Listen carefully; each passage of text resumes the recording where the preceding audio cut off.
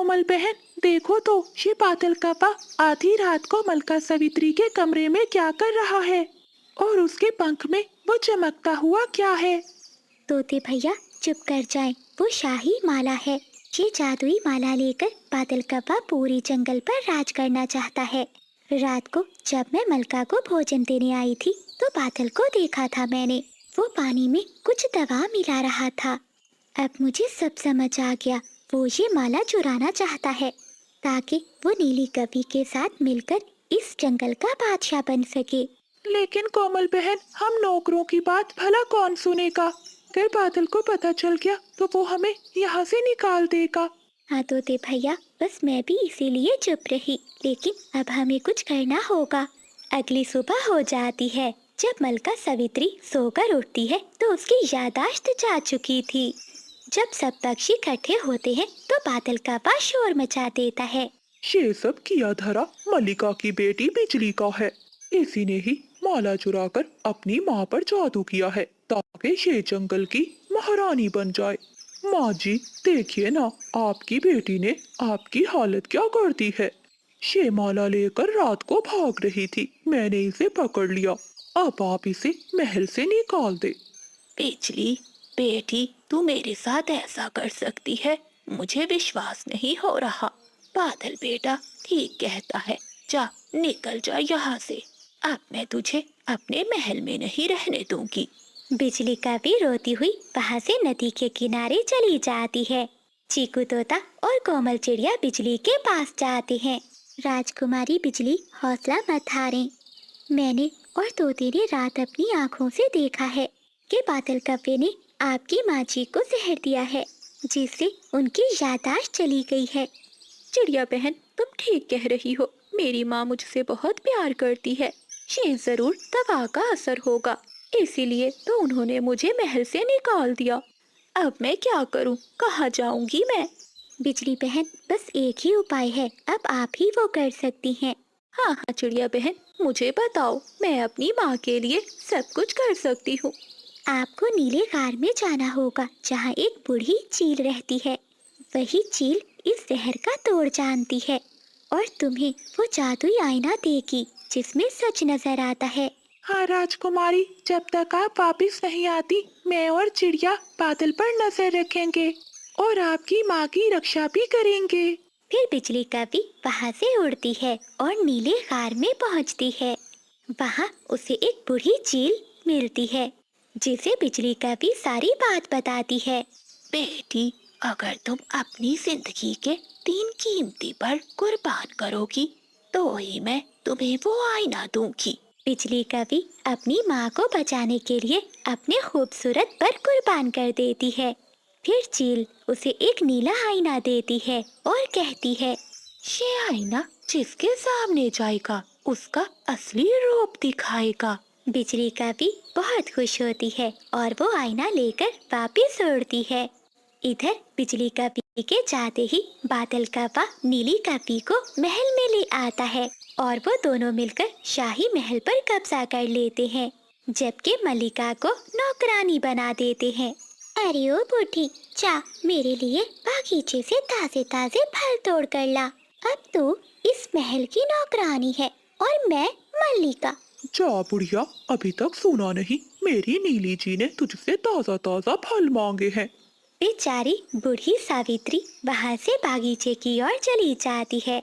मल्लिका, आप रुक जाइए, मैं आपको ये मीठे फल तोड़ देती हूँ। ऐसा कहते हुए कोमल चिड़िया कुछ फल तोड़कर टोकरी में रख देती है। मल्लिका, आप चिंता नहीं करें, सब ठीक हो जाएगा। सावित्री वो फल लेकर वहाँ से चली जाती है। चिड़िया बहन, क्या बिजली कवि वो आईना ला पाएगी? हाँ तोते, मुझे पूरा विश्वास है, वो अपनी माँ के लिए कुछ भी कर सकती है। थोड़ी देर बाद बिजली कवि वापस लौट आती है। इसके पर झड़ चुके थे, लेकिन इसकी आंखों में सच्चाई की चमक थी। वो सीधी महल के अंदर जाती है। अरे, ये कहाँ से आ गई? बादल जी, मैंने कहा था सबसे पहले इसे ही ठिकाने लगाओ। ये कांटा हमारे रास्ते में हर समय आ जाता है। तभी बिजली कवि वो आईना सबके सामने रखती है।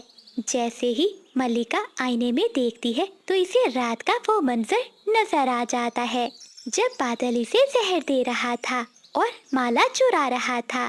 तभी मल्लिका की याददाश्त झटके से वापस आ जाती है। बादल, मैंने तुझे अपना बेटा बनाकर रखा और तू आस्तीन का सांप निकला।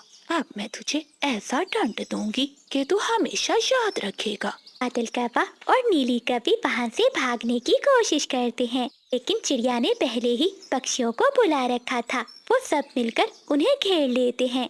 बिजली कवि आईने की रोशनी बादल पर डालती है तो जादू से वो एक बिना पंखों का कौवा बन जाता है जो कभी उड़ नहीं सकता था। सावित्री वो जादुई माला बिजली को दे देती है। बेटी, मुझे माफ कर दे। माँ, माफी तुम नहीं, मुझे मांगनी चाहिए। मैंने ही इस बादल कव्वे से प्यार करके तुम्हारी मर्जी के खिलाफ शादी की, फिर भी तुमने हमें महल के अंदर रखा। मैं ही इस कव्वे के प्यार में अंधी हो गई थी, लेकिन मुझे क्या मालूम था कि ये नीली के साथ मिलकर साजिश कर रहा है। कोमल चिड़िया और तोते की जासूसी ने एक परिवार को टूटने से बचा लिया। बादल कौवा अब जमीन पर ही रहता था और नीली कवि इसके साथ जंगल में भीख मांगती। ऊपर वाले, आखिर तो किस जन्म का बदला ले रहा है मुझसे? मेरा और मेरे बेटे का क्या कसूर है? बबली कबूतरी अपने बेटे बबलू को लिए तेज बारिश में उड़ रही थी। उसके पति कबूतर ने उसे धोखा देकर दूसरी शादी कर ली थी और बबली कबूतरी को उसके बेटे के साथ तेज बारिश में घर से बाहर निकाल दिया था। बेचारी कबूतरी पर तो दुखों का पहाड़ टूट पड़ा था। उसे कुछ भी समझ में नहीं आ रहा था। तभी उसे एक पेड़ पर घर दिखाई देता है। लगता है इस घर में कोई भी नहीं रहता, आज रात यहीं रह लेती हूँ। कबूतरी उस घर में जाती है और अपने बेटे को घोंसले में बिठाती है। बबलू बेटा, तुम यहीं रहना, कोई तुझसे सीखे। जा, जब तक मेरा बेटा घर नहीं आता तू इस घोंसले में कदम नहीं रखेगी। कोमल चिड़िया चुपचाप रोती हुई घर से बाहर चली जाती है। जंगल के सबसे पुराने बरगद के पेड़ पर बंटी चिड़ा अपनी पत्नी और माँ के साथ रहता था। कोमल एक ऐसी चिड़िया थी जिसकी आवाज में शहद जैसी मिठास थी, लेकिन सावित्री को वो आवाज कांटों की तरह चुभती थी। उसी पेड़ के सामने एक सूखा हुआ पेड़ था जिस पर बादल कौवा अपनी पत्नी बिजली कवि के साथ रहता था। वो कवि बहुत शैतान थे। बादल, लोहा गर्म है, बस एक चोट मारने की देर है।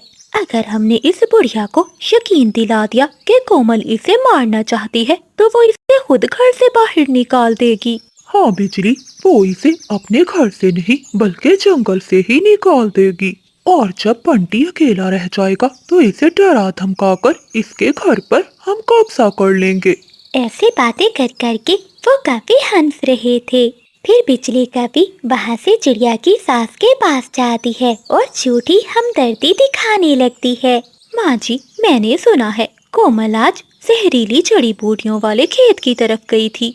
तुम जरा संभल कर रहना, आजकल की बहुएं राज करने के लिए किसी भी हद तक जा सकती हैं। ये तुम कैसी बातें कर रही हो? क्या मेरी बहू मुझे मार डालेगी? हाँ माँ जी, आपको रास्ते से हटाकर वो इस घर पर कब्जा करना चाहती है। बिजली तो बहुत अच्छी है, अब से मैं ध्यान रखूंगी। ऐसे आग लगाकर बिजली कवि वहाँ से चली जाती है। अगले दिन सावित्री की हालत अचानक बिगड़ जाती है। इसके पर गिरने लगते हैं और वो बेहोश हो जाती है। अरे माँ जी, ये आपको क्या हो गया है? माँ जी उठिए। कोमल चिड़िया भागी भागी जाती है और तोते वैद को बुला कर लाती है। शोर सुनकर जंगल के सभी